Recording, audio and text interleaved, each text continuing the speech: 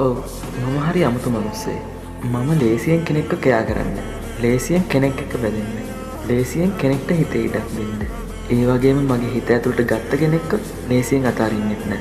මම 1000ක් ප්‍රශ්න අස්සේ හිටියත් ආදරණීය වචනකින් සැහැල්ලුවක් දැන හරි සරල දේවල් වලින් සතුටු වෙන මිනිස්සෙක්. ඔව් මම හිතනවා වැඩි. සීරියස් ගන්නවා වැඩි.